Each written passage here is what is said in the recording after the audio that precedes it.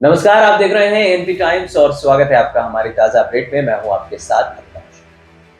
अक्टूबर महीने में दुर्गा पूजा के दौरान यानी कि नवरात्रि के दौरान पश्चिम बंगाल के लोगों को उनकी पसंदीदा मछली हिल्सा की कमी का सामना करना पड़ सकता है। दरअसल दुर्गा पूजा पश्चिम बंगाल का सबसे बड़ा त्योहार है, जिसे लाखों लोग मनाते हैं। सिर्फ पश्चिम बंगाल में ही नहीं बल्कि पूरे देश में यह त्योहार जो है वो मनाया जाता है।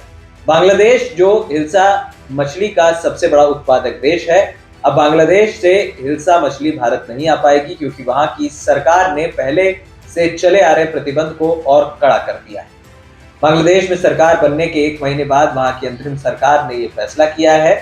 बांग्लादेश में मत्स्य पालन मंत्रालय की सलाहकार फरीदा अख्तर ने कहा कि सरकार की कोशिश है कि पसंदीदा मछली पहले स्थानीय लोगों को मिले। उन्होंने इंटरव्यू में कहा कि प्रतिबंध के बावजूद अब भी बहुत सारी मछलियां भारत जा रही हैं। हम सीमा पार हिल्सा मछली जाने की अनुमति नहीं देंगे। दरअसल हिल्सा बांग्लादेश की राष्ट्रीय मछली है, लेकिन ये सबको नसीब नहीं होती। इसे सिर्फ अमीर और मध्य वर्ग के लोग ही खरीद पाते हैं। ये मछली गरीबों के दायरे से बाहर ही रहती है। फरीदा अख्तर का कहना है कि पिछले साल पिछली सरकार दुर्गा पूजा के दौरान इस पर लगे बैन को हटा देती थी। प्रतिबंध हटाने को सरकार उपहार के तौर पर देखती। मुझे नहीं लगता कि इस बार हमें ये उपहार देने की जरूरत है, क्योंकि अगर हम ऐसा करते हैं तो हमारे लोग ये मछली नहीं खा पाएंगे। इसे बांग्लादेश की पूर्व प्रधानमंत्री शेख हसीना की हिल्सा डिप्लोमेसी से अलग होने के रूप में भी देखा जा रहा है। वहीं हसीना त्योहारों के दौरान भारत में हिल्सा मछली की आपूर्ति की अनुमति देती थी। शेख हसीना अतीत में कई अवसरों पर पश्चिम बंगाल की मुख्यमंत्री ममता बनर्जी को हिल्सा मछली भेज चुकी। भारत और बांग्लादेश के बीच लंबे समय से चले आ रहे जल विवाद को सुलझाने की उम्मीद में शेख हसीना ने 2017 में भारत के पूर्व राष्ट्रपति प्रणब मुखर्जी को भी 30 किलो हिल्सा मछली का उपहार दिया था।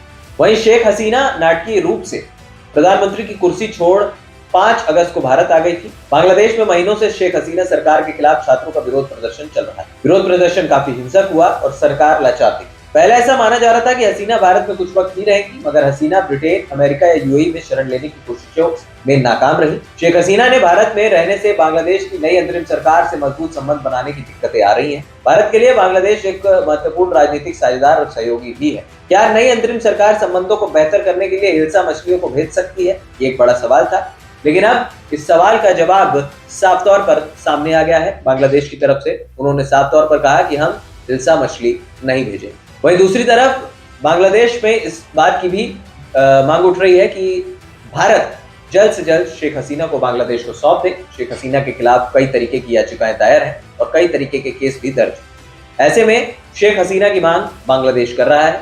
अब यह देखना दिलचस्प होगा कि इस पूरे मामले में क्या कुछ निकलकर सामने आता है। एक बात तो तय है कि शेख हसीना जब तक भारत में रहेंगी या फिर भारत अपने तरीके से जब तक बातों को सामने नहीं रखता, बांग्लादेश की उछलकूद जारी रहेगी। फिलहाल इस खास रिपोर्ट में इतना ही। हमें दे दीजिए इजाजत और हाँ, हमारे चैनल एनपी टाइम्स को सब्सक्राइब करना मत भूलिए। नमस्कार।